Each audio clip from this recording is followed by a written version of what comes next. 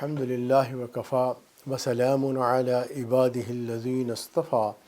اما بعد فاعوذ باللہ من الشیطان الرجیم بسم اللہ الرحمن الرحیم واقیموا الصلاة ولا تکونوا من المشرکین سبحان ربک رب العزۃ عما یصفون وسلام علی المرسلین والحمد للہ رب العالمین اللہم صل علی سیدنا محمد وعلی آل سیدنا محمد وبارک وسلم۔ آج اسرار رحمت کے اس پروگرام میں ہم نے نماز کے اسرار و رموز سے متعلق بات جو ہے وہ کرنی ہے، سننی ہے، سمجھنی ہے۔ انشاءاللہ اس سے متعلق جو پہلا پروگرام ہمارا ہوا تھا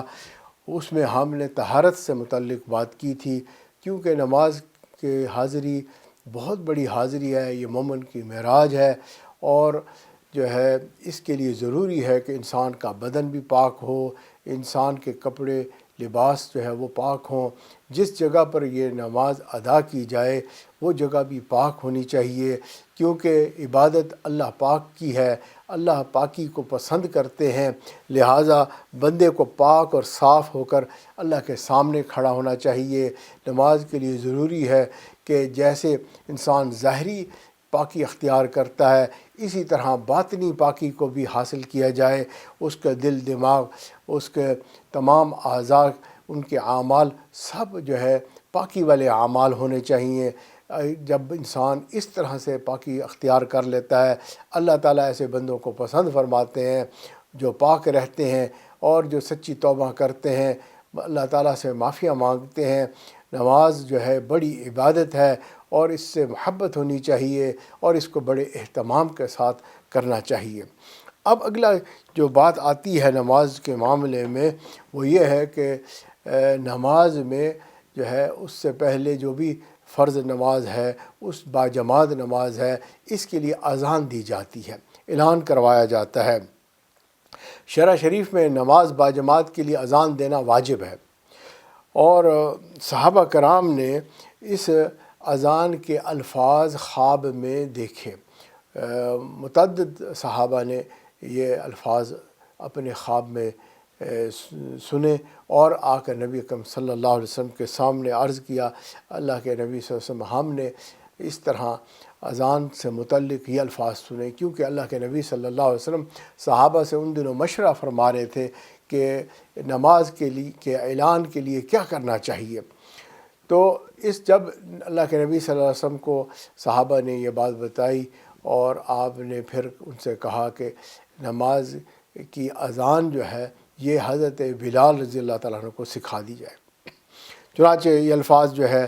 ان کو سکھائے گئے۔ یہ اللہ تعالیٰ کا جو ہے احسان ہے کہ اللہ تعالیٰ نے ہمیں پریکٹیکل دین دیا ہے۔ ایسا نہیں ہے کہ اوپر سے کوئی قانون جاری ہوئے اور مسلمانوں کے اوپر نافذ کر دیے گئے، بلکہ اللہ تعالیٰ نے اس کو پریکٹیکل وے سے نازل کیا تاکہ اس کی پریکٹیکلٹی رہے، قابل عمل دین رہے، اور قیامت تک یہ دین قابل عمل ہے۔ لہٰذا اس کا وہی انداز اختیار کیا گیا کہ نزول قرآن کو جب ہم دیکھتے ہیں تو اس میں کوئی نہ کوئی وجوہات پیچھے نظر آ رہی ہوتی ہیں۔ ہر آیت کی جو ہے ایک کاز بھی جو ہے کریٹ ہوئی اور اس کے مطابق وہ آیات کو نازل کیا گیا، اور نماز کے لیے بھی اسی طرح اعلان کروانے کے لیے اذان دی جاتی ہے، اور جو ہے اذان دینے کے لیے اللہ رب العزت نے صحابہ کے دلوں میں اس کو ڈالا خواب کے ذریعے سے، اور انہوں نے آ کے نبی صلی اللہ علیہ وسلم کو عرض کیا اور نماز کے لیے یہ اذان کا طریقہ مروج ہو گیا۔ 4 صحابہ نے جو ہے نبی صلی اللہ علیہ وسلم کے زمانے میں جو ہے اذان دی۔ اب ہم اذان کے الفاظ پہ غور کریں کہ 4 مرتبہ اللہ اکبر اللہ اکبر اللہ اکبر کا اعلان ہوتا ہے، اور جو ہے یہ اس طریقے سے اللہ تعالیٰ کی بڑائی اور اللہ تعالیٰ کی عظمت اس کا اعلان کیا جا رہا ہے۔ یاد رکھیں کہ انسان جو ہے وہ 4 عناصر سے مرکب ہے، یعنی انسان ہوا مٹی پانی آگ سے بنا ہے، اور اللہ تعالیٰ نے ہوا مٹی پانی آگ کے اندر بڑی طاقت بنائی ہے۔ یہ پوری دنیا بھی اگر ہم یوں کہیں کہ بنیادی طور پہ ہوا مٹی پانی آگ سے بنی ہوئی ہے، اللہ تعالیٰ نے ان کے اندر بھی طاقت کو رکھا ہوا ہے۔ جیسے آگ ہے، آگ کے اندر بڑی طاقت ہے، اور اگر یہ کہیں پر لگ جاتی ہے تو بعض اوقات یہ بھڑکنا شروع ہوتی ہے، پھیلتی چلی جاتی ہے۔ ہم نے شاید اس چیز کا تجربہ بھی کیا ہو زندگی میں، یا جو ہے سنا ہوگا کہ جنگلات کے اندر آگ لگ جاتی ہے اور بجھانے والے جو ہے سارا سال لگے رہتے ہیں، بجھا نہیں پاتے، اتنی آگ پھیل جاتی ہے۔ تو یہ اس کی طاقت ہے کہ ہر چیز کو جلا کے راکھ کر دیتی ہے، تباہ و برباد کر دیتی ہے۔ گھر جو ہے وہ جل جاتے ہیں، درخت ہرے بھرے وہ جل جاتے ہیں، انسان جل جاتے ہیں۔ اچھا، اسی طرح بعض اوقات تیل کے کنوؤں کے بارے میں بھی سننے میں آتا ہے، مختلف جگہوں پر دنیا کے اندر جو ہے ان میں آگ لگ جاتی ہے۔ جب ان میں آگ لگ جاتی ہے تو اب اس کو بجھانا کوئی آسان نہیں ہوتا۔ قزاقستان میں پہلے ایک وقت میں سنا کہ تیل کے کنویں میں آگ لگی، روسی ماہرین نے 2 سال تک اس کو بجھانے کی کوشش کی، نہیں بجھا سکے، حتیٰ کہ انہوں نے دنیا میں اعلان کر دیا کہ جو ہماری مدد کرے گا ہم اس تیل کے کنویں کا آدھا حصہ اس کو دے دیں گے، لیکن پھر بھی وہ آگ نہ بجھا سکی، اور جو ہے اس کی آگ کئی فرلانگ تک اوپر تک جا رہی تھی، حتیٰ کہ انہوں نے اس کو اس حال میں چھوڑ دیا کہ یہ خود بخود جب تک تیل اس کے نیچے سے ختم نہیں ہوتا تو اس کو بجھانا ممکن نہیں ہے۔ آپ اندازہ کریں آگ کی طاقت کیا ہے، اور جو ہے اللہ رب العزت نے اس کو بنایا ہے، اور جو ہے انسان بھی اسی طرح، اس کے اندر بھی ہوا مٹی پانی آگ ہے، اس کے اندر بھی یہ طاقت ہے، اور اسی لیے جب غضبناک ہوتا ہے، غصے میں آ جاتا ہے تو آگ کے اثرات ہوتے ہیں، اور یہ جو ہے ایسی باتیں کرتا ہے، ایسے الفاظ بولتا ہے کہ خدا کی پناہ، کہ جیسے وہ سب کو راکھ کر کے رکھ دے گا۔ اور یوں بھی کہتے ہیں کہ یہ جو بندہ جو ہے اس کے اندر ہی آگ لگی ہوئی ہے، یعنی کئی لوگ ایسے ہوتے ہیں جو اندر ہی اندر جلس رہے ہوتے ہیں، کر نہیں سکتے کچھ، لیکن یہ ان کو خود کو کھا جاتی ہے۔ اتنی طاقتور یہ چیز ہے کہ انسان کو اندر سے بھی جلا دیتی ہے، اور اگر یہ بھڑک اٹھے تو باہر کتنے لوگوں کا نقصان بھی کر دیتی ہے۔ انسان کا غضب جو ہے اس کی وجہ سے وہ جھگڑالو ہو جاتا ہے، اور وہ بندہ جو ہے دوسروں کو بھی جو ہے جان سے مار دیتا ہے۔ تو یہ آگ ہے اس کے اندر جو بھڑک رہی ہے۔ اللہ رب العزت نے اعلان کروا دیا، اللہ اکبر، اللہ بڑے ہے۔ اگر تمہاری آگ تمہیں اس طرف متوجہ کر رہی ہے کہ تم بڑی چیز ہو، کوئی تم بڑے جو ہے کوئی بادشاہ بن گئے ہو، بڑے طاقت والے ہو گئے ہو، تم لوگوں کو جو ہے نیست و نابود کر سکتے ہو، لیکن یاد رکھنا اللہ اکبر۔ اسی طرح جو ہے اگر ہم پانی کو دیکھیں تو پانی میں بھی بڑی طاقت ہے۔ سمندر کی موجیں جب جو ہے زور مارتی ہیں اور جو ہے بڑی موجیں کی شکل میں وہ اختیار کر لیتی ہیں، دریاؤں میں فلڈ آتا ہے اور یہ پانی پھیلتا ہے، بڑے بڑے گھروں کو جو ہے تباہ و برباد کر دیتا ہے۔ پانی کے سامنے پھر جو ہے کسی چیز کی حیثیت نہیں رہتی، اور جو ہے یہ پانی بڑھتا چلا جاتا ہے، کوئی اس کو روک نہیں سکتا۔ کہتے ہیں فلڈ آ گیا، اگر دریا کا فلڈ ہو تباہی کرتا ہے، سمندر کا فلڈ آ جائے شہروں کو برباد کر کے رکھ دیتا ہے، اس کے سامنے کوئی بھی نہیں رک سکتا۔ ایک وقت تھا ٹائٹینک نام کا ایک جہاز بنایا گیا، انسانوں نے سوچا کہ اتنا بڑا جہاز ہے، اتنا اسٹرانگ ہے، اس کو پانی نقصان نہیں پہنچا سکے گا۔ اللہ کی شان، اللہ تعالیٰ نے دکھایا کہ جب یہ پانی جو ہے یہ جہاز جب پانی میں آیا تو یہ ٹوٹ بھی گیا اور ڈوب بھی گیا۔ تو معلوم ہوا پانی کے اندر طاقت ہے، لیکن یہ پانی جو ہے جب بے قابو ہو جاتا ہے تو پھر یہ انسانوں کو برباد کر دیتا ہے۔ تو اس طریقے سے انسان کے اندر بھی یہی کیفیات ہوتی ہیں کہ اگر وہ ایک بہاؤ میں آ جاتا ہے تو یہ بہاؤ اس کو برباد کرتا ہے، اگر گناہوں کی طرف چلا جائے گا اس کو بہاتا چلا جائے گا اور اس کو بربادی تک پہنچا دے گا۔ تو اللہ رب العزت نے اسی طرح اعلان کروا دیا، اللہ اکبر۔ اگر تم سمجھتے ہو کہ پانی کی طاقت ہے تو یاد رکھو پانی کو پیدا کرنے والے پروردگار کی طاقت سب سے زیادہ ہے۔ تو اس طرح سے اعلان ہوا۔ اب اگلی چیز ہے ہوا۔ ہوا کا جو ہے یہ بھی ایک طاقتور ہونا، جس طرح قوم عاد، قوم ثمود، ان کے بارے میں بھی کہا، قوم عاد کے اوپر اللہ کا عذاب آ گیا، اور جو ہے یہ بڑے لمبے قد والے بڑے طاقتور لوگ تھے، اور یہ کھجور کے تنوں کی طرح بکھرے ہوئے پڑے ہوئے تھے۔ ہم نے بھی دیکھا کہ جب ہوا کا طوفان آتا ہے، ٹورنیڈوز آتے ہیں، تو پھر وہ بڑے بڑے درختوں کو اس طرح سے گرا کے برباد کر دیتے ہیں۔ انسان حیران ہوتا ہے کہ اتنا مضبوط درخت بھی اس طرح سے گر سکتا ہے جی۔ اور جو ہے اس طرح اللہ رب العزت اپنی جو ہے قدرت سے انسانوں کو دکھاتے ہیں کہ ہوا میں طاقت ہے، لیکن جو ہے یاد رکھو کہ طاقت اصل میں اللہ تعالیٰ کی ہے۔ اللہ اکبر، اللہ اکبر، اللہ اکبر۔ اسی طرح زمین کے اندر، مٹی کے اندر بھی بڑی طاقت ہے۔ جب یہ ہلنے لگ جاتی ہے، ارتھ کوئک آ جاتا ہے، اور اس وقت جو ہے اس کا ہلنا بڑا عجیب ہے کہ یہ سائڈ ٹو سائڈ بھی ہلتی ہے، اوپر سے نیچے بھی ہلتی ہے، بڑے بڑے پہاڑوں کو جو ہے یہ اپنے اندر انگلف کر لیتی ہے اور پہاڑ ہی ختم ہو جاتے ہیں۔ ایسی یہ زمین جب ارتھ کوئک میں ہلتی ہے تو انسان واقعی خوف زدہ ہو جاتا ہے اور کہتا ہے کہ بھئی اس طاقت سے کون بچائے گا۔ یہ انسان کے، کیونکہ مٹی کا بنا ہوا ہے، انسان بھی اسی طرح اکڑ کے چلتا ہے اور جو ہے سمجھتا ہے کہ میں اپنی جو ہے پاؤں کے نیچے جیسے ہر چیز کو دبا کے رکھ دوں گا، ایسے اڈی مارتا ہے کہ سبحان اللہ جیسی زمین کو ہلا دے گا۔ لیکن اللہ فرماتے ہیں نہیں اے انسان، تیرے اندر یہ طاقت نہیں ہے۔ اللہ اکبر، اللہ اکبر، اللہ اکبر، اللہ اکبر۔ یہ اذان کے اندر 4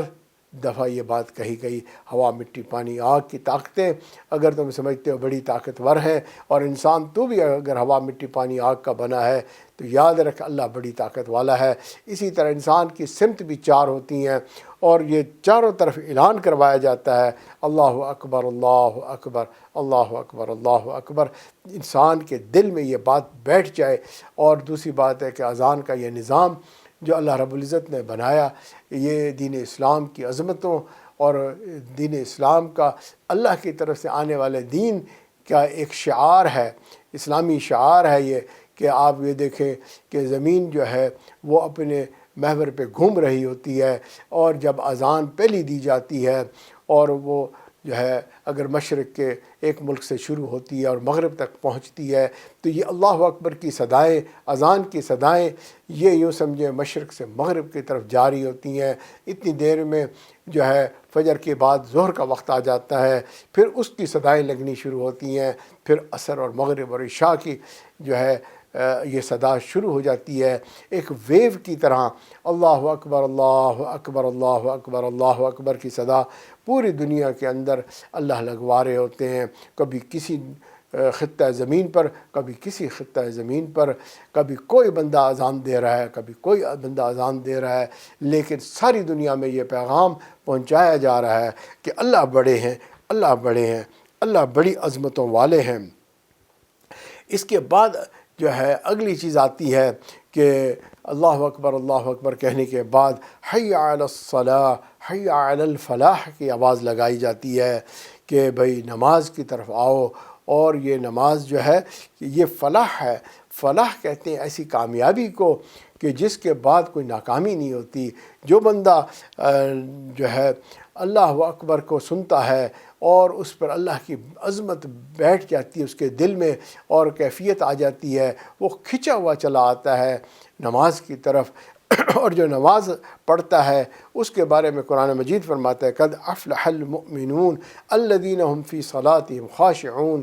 کہ جو ہے کامیاب ہو گئے ایمان والے جو اپنی نمازوں میں جھکتے ہیں، خشیت سے، خوف سے اللہ کی نماز کو پورا کرتے ہیں۔ سبحان اللہ۔ اذان جو ہے وہ پیغام اور نماز جو ہے وہ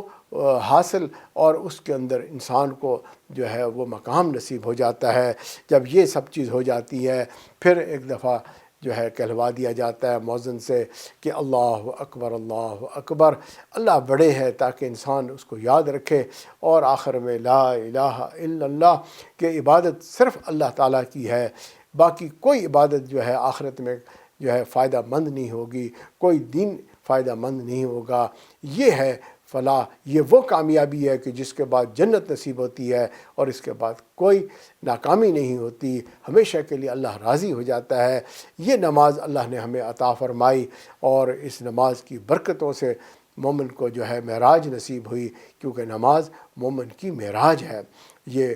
ایک اعلیٰ عبادت ہے اور بڑی اعلیٰ جو ہے یہ افضل ہے، اللہ کے ہاں بھی مقبول ہے یہ عمل۔ اس لیے نماز جو ہے اس سے پہلے اذان کا یہ اہتمام، بچہ پیدا ہوتا ہے اس کے کان میں جو ہے اذان اور اقامت کی جاتی ہے، اور یہ انسان کے پیدائش سے لے کر اس کو آخرت تک فائدہ دینے والی یہ اذان جو ہے یہ سنی جاتی ہے۔ جو اس کو سنے اس پر لازم ہے کہ وہ نماز کی طرف پھر آئے۔ نماز سے متعلق بات چل رہی ہے، اللہ رب العزت نے باجماعت نماز کے لیے اذان کو واجب قرار دیا، اور اس لیے کہ جب بھی کوئی بڑا کام ہوتا ہے اس کا اعلان کیا جاتا ہے۔ ایمان والوں نے یہ نماز ادا کرنی تھی، لہٰذا اللہ تعالیٰ نے اس کے جو ہے اعلان کا انتظام فرمایا، اور یہ ایک بہت بڑا عمل ہے اور بڑی نیکی والی بات ہے۔ جو مؤذن اذان دیتا ہے وہ اللہ تعالیٰ کی عظمتیں بیان کرتا ہے، اللہ کی کبریائی کو بیان کر رہا ہوتا ہے۔ اللہ رب العزت نے اس کے لیے بھی یہی انعام رکھا ہے کہ قیامت کے دن اللہ تعالیٰ اس کو دوسروں سے زیادہ جو ہے بلند قامت جو ہے بنا دے گا، اس کی گردن لمبی ہو جائے گی، اللہ اس کو بھی عزت عطا فرما دیں گے۔ اب اگلی بات آتی ہے کہ نماز جو ہے یہ کون سا ایسا عمل ہے کہ جس کو اللہ رب العزت پسند فرما رہے ہیں۔ اردو زبان میں تو ہم اس کو نماز کہتے ہیں، عربک زبان میں اس کو صلاۃ کہتے ہیں۔ صلاۃ جو ہے اس کا جو عربی میں معنی بنتا ہے وہ ہے دعا کرنا، تعظیم کرنا، آگ جلانا، آگ میں جانا، آگ پر گرم کر کے ٹیڑھی لکڑی کو سیدھا کرنا۔ تو یہ اس کے مختلف معنی ہے۔ اب عربی زبان کا ایک قاعدہ ہے کہ اگر کسی لفظ کا کوئی معنی ہو تو وہ اس چیز میں اس کے تاثیر بھی ہوتی ہے۔ تو اب آئیے ذرا دیکھتے ہیں کہ اس نماز کے صلاۃ کے لفظ کی تاثیر کس طرح اس کے اندر پیدا ہو رہی ہے۔ آپ سب جانتے ہیں کہ اگر صلاۃ کا مطلب دعا ہے تو پھر دعا جو ہے ہم اس نماز میں تمام انسانوں کے لیے مانگتے ہیں، اور ہم اپنے والدین کے لیے، اپنی اولاد کے لیے بھی دعا مانگتے ہیں، تو نماز میں دعا بھی شامل ہے۔ اگر ہم تعظیم کہیں گے تو تعظیم جو ہے اگر ہم اس کے انداز دیکھیں گے تو یا کھڑے ہو کے کی جا سکتی ہے، یا وہ جھک کر یا سجدے میں پڑھ کر کی جا سکتی ہے۔ تو نماز کے اندر تعظیم کے یہ تینوں انداز بھی دکھائی دے رہے ہیں۔ اگر ہم کہیں کہ اس کا تعلق آگ بھڑکانے سے ہے تو واقعی نماز جو ہے عشق الہی کی آگ کو بھڑکاتی ہے، اور اگر ہم کہیں کہ یہ جلا کے راکھ کرنے والی تاثیر اس میں موجود ہے تو پھر واقعی گناہوں کو یہ جلا کر راکھ کر دیتی ہے، اور اگر ہم کہیں کہ بھی ٹیڑھی لکڑی کو یہ سیدھا کر دیتی ہے تو بے شک نماز بھی بالکل جو ہے ان الصلاۃ تنہی عن الفحشاء والمنکر، تو یہ جو ہے انسان کے اندر کی بے حیائی کو روک دیتی ہے اور اس کا ٹیڑھا پن کو سیدھا کر دیتی ہے۔ تو واقعی یہ تمام اثرات صلاۃ کے جو ہے نماز کے اندر موجود ہیں۔ الحمدللہ اب ایک اور جو ہے اس نماز کی شان اگر آپ دیکھیں گے تو حیران ہو جائیں گے۔ اللہ رب العزت نے جتنے باقی پیغامات ہیں، جیسے روزہ ہے اور جو ہے زکوٰۃ کا فرضیت ہے، حج کی فرضیت ہے، اللہ رب العزت نے یہ تمام فرضیت کو جبریل علیہ السلام کے ذریعے قرآن مجید میں جو ہے اس کو ظاہر کیا اور ان کے ذریعے سے نازل فرمایا اور نبی صلی اللہ علیہ وسلم تک پیغام پہنچایا۔ لیکن نماز کی فرضیت جو ہے اس کے لیے اللہ رب العزت نے اپنے محبوب کو اپنے پاس بلایا، اور جو ہے اپنے محبوب کو عرش سے اوپر جا کر اس کی فرضیت کے بارے میں بتایا، اور اس وجہ سے کہا کہ الصلاۃ عماد الدین، یہ تو نماز جو ہے وہ دین کا ستون ہے، یعنی مین چیز ہے۔ اگر ہم کہیں کہ بھئی جس کو بچوں کو بھی پڑھایا جاتا ہے 5 پلرز آف اسلام، تو ماشاءاللہ نماز کی ایک بڑی اہمیت ہے، اللہ رب العزت نے عطا فرمائی ہے۔ اور جو ہے معراج کی شب میں جب نبی اکرم صلی اللہ علیہ وسلم کو جو ہے بیت اللہ سے بیت المقدس جو ہے وہاں پر لے گئے تو دروازے کے باہر آپ صلی اللہ علیہ وسلم نے دیکھا کہ وہاں کچھ خواتین جو ہیں وہ بیٹھی ہوئی ہیں۔ آپ نے پوچھا تم کون عورتیں ہو؟ جب انہوں نے سلام کیا آپ نے ان کا تعارف پوچھا، انہوں نے کہا ہم حوران جنت ہیں اور نحن خیرات الحسان، کہ ہم تو جو ہے وہاں سے آئی ہیں، جنت کی حوریں ہیں، وہاں کی عورتیں ہیں، نساء قوم ابرار، اور نیکوں کی بیویاں ہیں۔ اللہ کے نبی صلی اللہ علیہ وسلم نے پوچھا یہاں آنا کس لیے؟ کہا کہ آپ کے پیچھے نماز پڑھنے کے لیے آئی ہیں، اللہ تعالیٰ نے ان کو بھیجا۔ اب نماز پڑھنے والوں کے لیے حوریں آئی ہیں، اس کا مطلب ہے کہ اللہ نے ان کو زمین پر بھیجا تاکہ نبی صلی اللہ علیہ وسلم نماز کی جو ہے اب جو ہے اہمیت لوگوں کو جو ہے یہ بتانا سمجھانا کہ اللہ تعالیٰ نمازیوں کو کس طرح سے ان ایسی بیویاں عطا فرمائیں گے۔ اللہ کے نبی صلی اللہ علیہ وسلم آگے بڑھتے ہیں، جب آگے جاتے ہیں تو وہاں دیکھا کہ مسجد جو ہے نمازیوں سے بھری ہوئی ہے، اور جو ہے کہیں پر جو ہے حضرت آدم علیہ السلام نماز پڑھ رہے ہیں، کہیں حضرت ابراہیم خلیل اللہ کھڑے نماز پڑھ رہے ہیں، کہیں حضرت موسیٰ علیہ السلام جو ہے نماز پڑھ رہے ہیں۔ ہر طرف جیسے آپ بھی نماز کے لیے جاتے ہیں مسجد میں تو مسجد میں مختلف لوگ کھڑے ہوئے اپنی نفلیں پڑھ رہے ہوتے ہیں، تو انتظار کر رہے تھے۔ اللہ کے نبی صلی اللہ علیہ وسلم وہاں پہنچتے ہیں تو اس وقت جو ہے حضرت جبریل علیہ السلام جو ہیں وہ اذان دیتے ہیں۔ سبحان اللہ۔ اذان دینے کے بعد حضرت جبریل علیہ السلام جو ہے اقامت کہتے ہیں، اور اس کے بعد نبی اکرم صلی اللہ علیہ وسلم کی طرف دیکھتے ہیں، جو ہے امامت کا مصلی خالی ہے، آپ کا ہاتھ پکڑتے ہیں۔ جبریل علیہ السلام جو ہیں اس وقت کہتے ہیں اللہ کی قسم مخلوق خدا میں آپ سے افضل و اعلیٰ کوئی نہیں، آپ امامت فرمائیے۔ اللہ کے نبی صلی اللہ علیہ وسلم مصلی پہ آگے تشریف لے جاتے ہیں، 2 رکعت نماز کو پڑھاتے ہیں۔ اس کے بعد جبریل علیہ السلام ان کو بتاتے ہیں کہ اس وقت 1,24,000 انبیاء نے آپ کے پیچھے نماز ادا کی۔ اللہ اکبر! آپ نماز کی شان تو دیکھیں۔ اور کہا کہ اس وقت جو ہے آسمان کے جو ہے خاص فرشتوں نے بھی آپ کے پیچھے نماز پڑھی، بلکہ جب اذان دی جاتی ہے تو آسمانوں سے دروازے کھلتے ہیں اور اتنے فرشتے نازل ہوتے ہیں کہ تمام خلا کو پر کر دیتے ہیں، اور جو ہے یہ نماز کی شان جو ہے اس کو سمجھایا بتایا جا رہا ہے۔ پھر نماز سے فارغ ہونے کے بعد آپ کو رف کی سواری پیش کی جاتی ہے۔ اب نبی صلی اللہ علیہ وسلم جو ہے وہاں سے بیت المعمور کی طرف تشریف لے جاتے ہیں، وہاں ملائکہ طواف کر رہے ہوتے ہیں، آپ صلی اللہ علیہ وسلم جو ہے وہاں پر جا کر پھر نماز پڑھتے ہیں اور فرشتے آپ کی اقتدا کرتے ہیں۔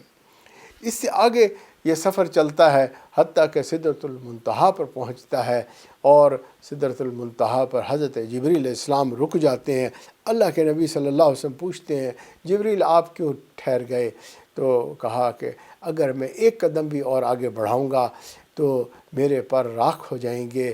اس سے آگے آپ تشریف لے جائیں گے۔ آپ اس سے آگے جاتے ہیں، آپ کو عروج نصیب ہوتا ہے، حتیٰ کہ خطیر القدس پہنچتے ہیں۔ یہ ایک ایسی جگہ ہے جہاں اللہ رب العزت کی تجلی خاصہ کا ورود آپ پر ہوتا ہے۔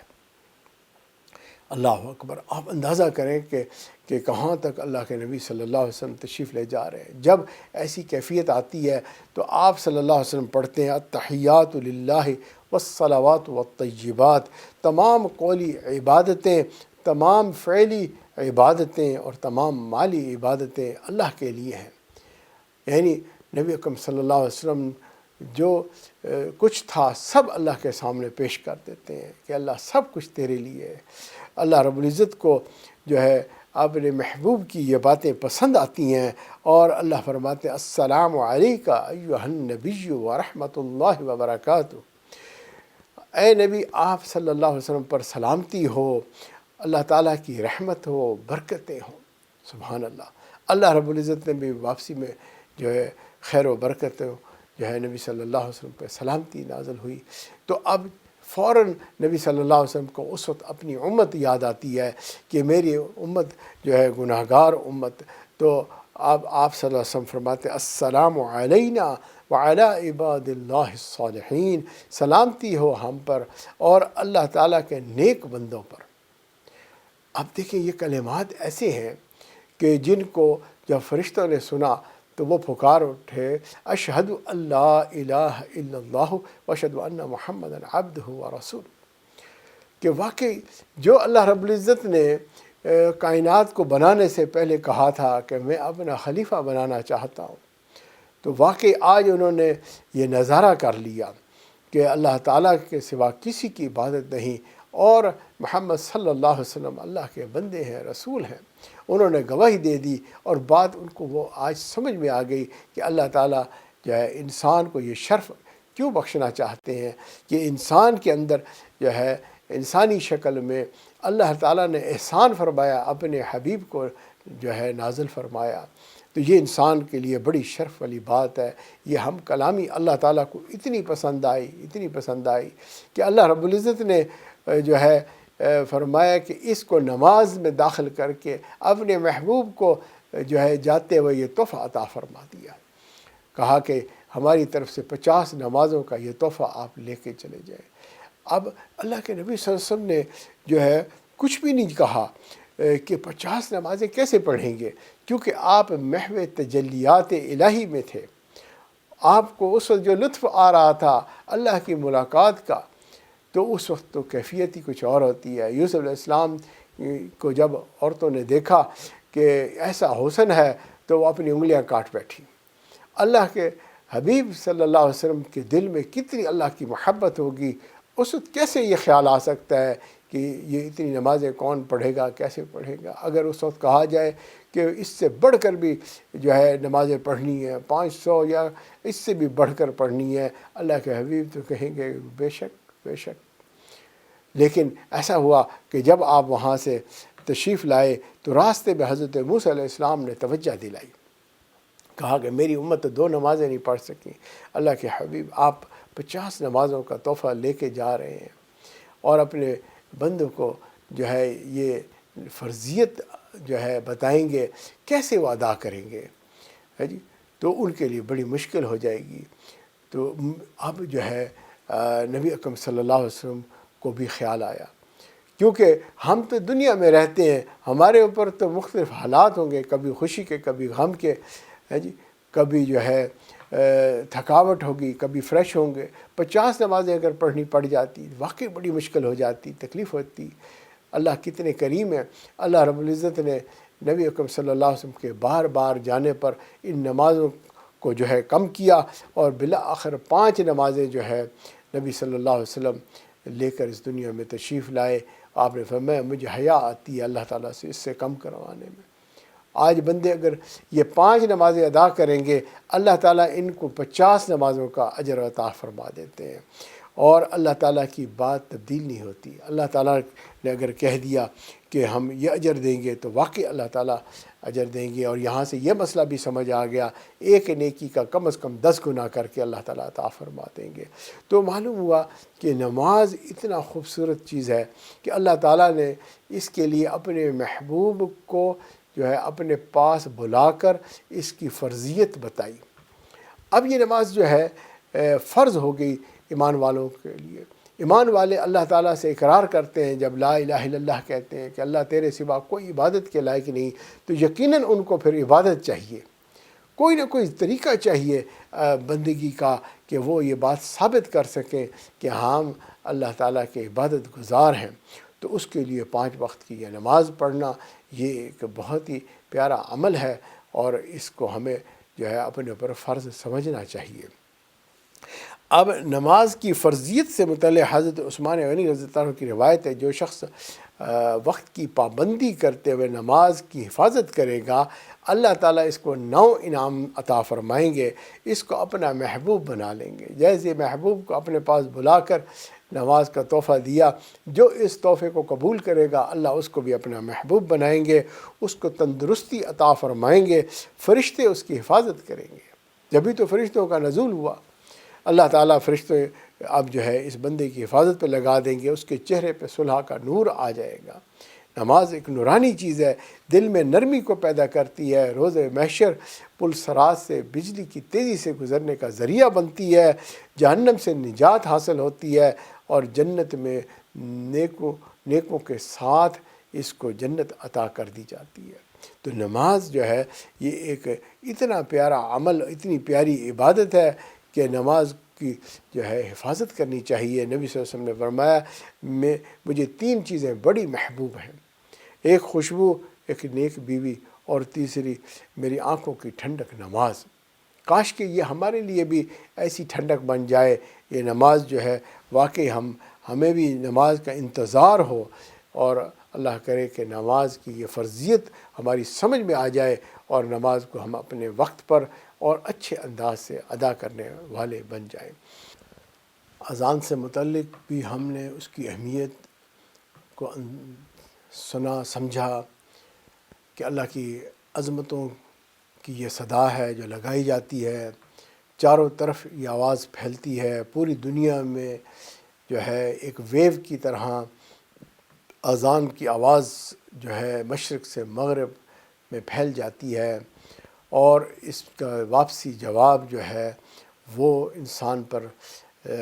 فرضیت کی شکل میں، یعنی کہ اس انسانوں پر نماز کو فرض کیا گیا، اور اس فرضیت کو اللہ رب العزت نے جو ہے عرش پہ بلا کر اپنے حبیب کو بتایا تاکہ انسان سمجھ سکیں کہ یہ نماز اتنی افضل عبادت ہے، اتنی اعلیٰ عبادت ہے، اس سے ملنے والا انعام جو ہے وہ اتنا زیادہ ہے، اور یہ انسان کی بلندی اور اس کے اندر کی تمام برائیوں کو مٹا دینے والی چیز ہے، اور اس کو بلندیاں عطا فرما دیتی ہے۔ یہ ساری چیز نماز کی فرضیت کے اندر ہم نے ابھی سنا اور سمجھا۔ اب اگلی بات آ جاتی ہے کہ بھئی نماز اگر فرض کر دی ہے اور اس کو اس کے وقت پر اللہ تعالیٰ نے فرض فرمایا، ان الصلاۃ کانت علی المؤمنین کتابا موقوتا، تو قرآن مجید کے اندر یہ آیت کا آنا کہ بے شک نماز ایمان والوں پر اپنے وقت میں فرض کر دی گئی ہے، یہ ایک آیت بھی اتنی پاورفل آیت ہے،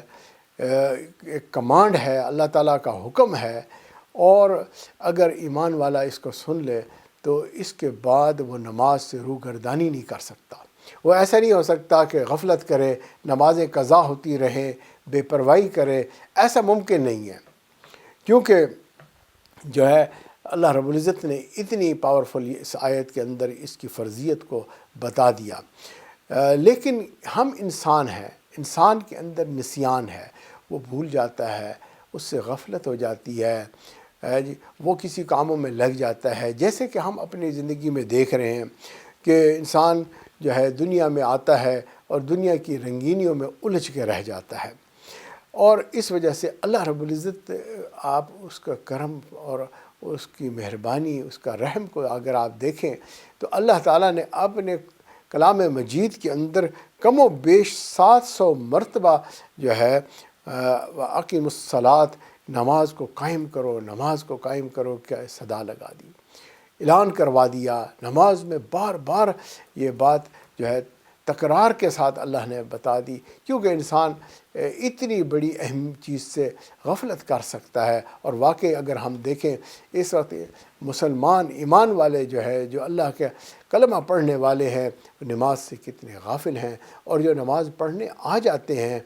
آپ بتائیں کہ وہ نماز کے اندر کتنے غافل ہیں، کھڑے بھی ہوتے ہیں لیکن غافل کھڑے ہوتے ہیں۔ کتنی عجیب بات ہے، اتنی اعلیٰ عبادت اور اس کے اندر ایسی بے احتیاطی ہو رہی ہوتی ہے۔ اسی لیے اللہ تعالیٰ نے 700 مرتبہ اس کا اعلان کروایا تاکہ انسان جاگ جائے، پہچان جائے، اور اس کی فرضیت کو سمجھ جائے اور اس کی ادائیگی کا اہتمام کرے۔ اور جو ہے ایک اور چیز بھی یہاں پر بڑی پیاری بات ہے، بتانے کو جی چاہ رہا ہے، وہ یہ ہے کہ دیکھیں ہم بھی اپنے بچوں کی تربیت کرتے ہیں، ان سے کہتے ہیں بیٹا نماز پڑھا کرو، بیٹا نماز پڑھا کرو، بیٹا نماز پڑھا کرو، لیکن بیٹا جو ہے نماز کبھی پڑھتا ہے کبھی چھوڑ بیٹھتا ہے۔ چھوٹے بچے ہیں، ان کی تربیت ماں باپ کرتے ہیں، 7 سال کی عمر سے تربیت شروع ہو جاتی ہے، 10 سال کے اوپر تھوڑی سختی بھی شروع کر دیتے ہیں، ہے جی، بچہ جوان ہو جاتا ہے اور پھر بھی جو ہے دیکھیں فجر کی نماز میں غفلت کر رہا ہوتا ہے، والد صاحب اس کو روزانہ جگاتے ہیں، ماں اس کو روزانہ بتاتی ہے بیٹا نماز پڑھو، بیٹا نماز پڑھو۔ اب آپ یہ دیکھیں کہ یہ ماں باپ جو ہیں اگر روزانہ بھی بتا رہے ہیں، ساری زندگی بتا رہے ہیں، ان کو چاہیے کہ یہ بد دل نہ ہو جائیں، یہ تھک نہ جائیں، مایوس نہ ہوں، کیونکہ دیکھیں ساری زندگی بھی اگر ہم کہتے رہیں گے تو کوئی حرج نہیں ہے۔ جب ہمارے پروردگار 700 مرتبہ اپنے کلام مجید کے اندر کہہ رہے ہیں کہ نماز قائم کرو، نماز قائم کرو، تو ہمیں کیا ہوتا ہے کہ اگر ہم ساری زندگی اپنی اولاد کو کہتے رہیں؟ آج نہیں سن رہے، کل سنیں گے، پھر سنیں گے۔ میں ایک ایسی ماں کو جانتا ہوں جس نے جو ہے برسوں تک اپنے بچے کو جو ہے نماز کے لیے کہا اور دعائیں مانگتی رہی، مانگتی رہی، مانگتی رہی، مانگتی رہی۔ اللہ اکبر، کبھی نہیں تھکی، کبھی بھی مایوس نہیں ہوئی ہے جی۔ اور جو ہے ہمیں بھی اسی طرح اس بات کو سمجھنا چاہیے۔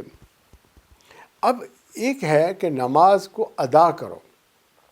اور دوسرا لفظ ہے نماز کو قائم کرو، اس میں بھی فرق ہے۔ نماز پڑھ لینا ایک اور چیز ہے، اور نماز کو قائم کر دینا اپنی زندگی کے اندر یہ اور چیز ہے۔ اب حضرت عبداللہ بن عباس رضی اللہ تعالیٰ عنہ فرماتے ہیں کہ نماز کا قائم کرنا یہ ہے کہ اس کو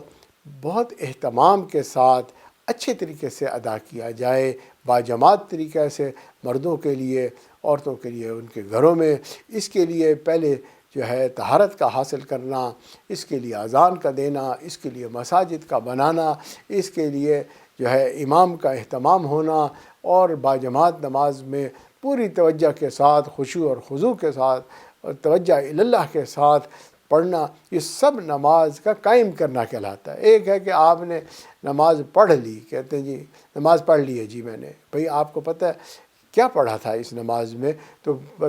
وہ کہے گا پتہ نہیں امام صاحب کوئی سورت پڑھ رہے تھے، پتہ نہیں ہے نا۔ تو ہم نے دیکھا کہ انسان جو ہے جب فلائٹ لیتا ہے، جہاز پہ بیٹھتا ہے، تو تھوڑی دیر بعد اس کو نیند آ جاتی ہے، اور بعض اوقات وہ سوتا رہتا ہے، اور پھر جب یہ جہاز لینڈ کرتا ہے تو ایک اچانک لینڈنگ کی جو سچویشن ہوتی ہے، کھٹک کی ایک جھٹکا لگتا ہے، تو اس پر اس کی نیند اکھڑ جاتی ہے، اور وہ حیران ہوتا ہے، دیکھتا ہے کہ اوہ ماشاءاللہ جہاز لینڈ بھی ہو گیا۔ بعض لوگ جو ہے نا اسی طرح نماز پڑھتے ہیں، ایسا لگتا ہے کہ وہ آتے ہیں جماعت میں کھڑے ہو جاتے ہیں، امام صاحب جو ہیں وہ پڑھتے رہتے ہیں اور وہ پیچھے کھڑے ہوئے سنتے رہتے ہیں یا شاید سوتے رہتے ہیں، حتیٰ کہ امام صاحب جب کہتے ہیں السلام علیکم ورحمۃ اللہ، تو یہ جناب یوں سمجھیں کہ لینڈ ہو گئی اب ان کی فلائٹ، اور یہ سدی جاگ جاتے ہیں۔ نماز میں ان کو نیند ہوتی ہے، نماز ختم ہوتی ہے، یہ دوبارہ الرٹ ہو جاتے ہیں۔ بھئی یہ الرٹ ہونا تو نماز کے اندر تھا، نہ کہ نماز کے ختم ہونے پر تھا۔ تو یہ جو ہے کہلاتا ہے کہ نماز کا قائم کرنا، تو اس طرح سے نماز کو قائم کرنا چاہیے۔ اب دوسری بات ہے کہ انسان کے جو جذباتی تعلقات کے دو انداز ہیں۔ ایک یہ ہے کہ انسان کے اندر محبت کی کیفیت، اور دوسرا ہے کہ انسان کے اندر دوسرے کی عظمت کی کیفیت پیدا ہو جاتی ہے۔ اب محبت کی کیفیت کو ہم یوں مثال سے سمجھانے کی کوشش کرتے ہیں کہ دلہن جو ہے اس کے اندر اپنے محبوب، اپنے خاوند جو ہے دلہے کی محبت کی کیفیت ہوتی ہے کہ جو ہے شادی والے دن وہ دلہن بنتی ہے۔ اب دلہن بننے کو آپ دیکھیں کہ کیسے وہ دلہن بنائی جاتی ہے، اس کو جو ہے نہلا دھلا کے، صاف کر کے، اور خوبصورت کپڑے پہنا کر اس کا میک اپ کیا جاتا ہے، اس کو زیور پہنایا جاتا ہے۔ کوشش یہ ہوتی ہے کہ دلہن کا ہر عضو جو ہے وہ سج جائے، ہاتھ بھی، پاؤں بھی، اور اس کی آنکھیں بھی، اور اس کے کانوں میں بالیاں، اس کے گلے میں ہار، اور جو ہے اس کے سر پہ بالوں کو اس طرح سے وہ بناتے سنوارتے ہیں کہ وہ سر سے لے کر پاؤں تک سجی دھجی ہوتی ہے۔ اس کی زندگی میں سب سے زیادہ بننا سنورنا جو ہے اسی دن ہوتا ہے کہ وہ جب وہ دلہن بنتی ہے۔ مومن بھی اسی طرح جو ہے نماز میں جب کھڑا ہوتا ہے تو اس کی کیفیت ہوتی ہے کہ میں اللہ تعالیٰ سے ملاقات کروں گا، اللہ سے ملوں گا، لہٰذا وہ بھی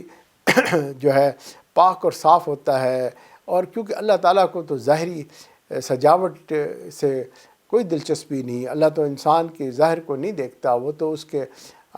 دل کو اور اس کے عمل کو دیکھتا ہے۔ تو لہٰذا یہ جو ہے مومن جہاں ظاہری جو ہے پاکی صافی کو اختیار کرتا ہے، اچھے صاف ستھرے کپڑے پہنتا ہے، اچھی پاک صاف جگہ پہ کھڑا ہوتا ہے، اللہ اکبر کہتا ہے، نماز میں داخل ہو جاتا ہے۔ اب یہ نماز کو قلبی کیفیت کے ساتھ جو ہے ادا کرتا ہے، خشوع اور خضوع کے ساتھ، پوری توجہ کے ساتھ کہ میں اللہ تعالیٰ کے سامنے کھڑا ہوں، اس نماز کو مکمل کرتا ہے۔ واقعی اس نماز کا اس کو مزہ آتا ہے، یہ اس کو ملاقات کی طرح محسوس ہوتی ہے، اور ایمان والے کے دل میں تو اللہ تعالیٰ کی شدید محبت ہوتی ہے، اور جتنی زیادہ یہ محبت ہوتی ہے اتنی زیادہ اس کی نماز جو ہے بنی اور ثمری ہوئی ہوتی ہے۔ اب آپ یہ دیکھیں دوسرا جو ہے جو انسان کا تعلق ہے، یا تو وہ پھر یہ ہے کہ کسی کی عظمت کا گرویدہ ہوتا ہے، یہ سوچتا ہے کہ بڑا ہے، بہت بڑا ہے جی۔ جیسے ہم نے دیکھا سرکاری افسران جو ہے، جب وہ اپنے بڑے افسر کے پاس، وقت کے بادشاہ نے کسی کو دعوت دے دی جی، تو وہاں جانا ہے، اس پارٹی میں اب جانا ہے، تو آپ دیکھیں گے یہ بھی بڑے بنتے سنورتے ہیں۔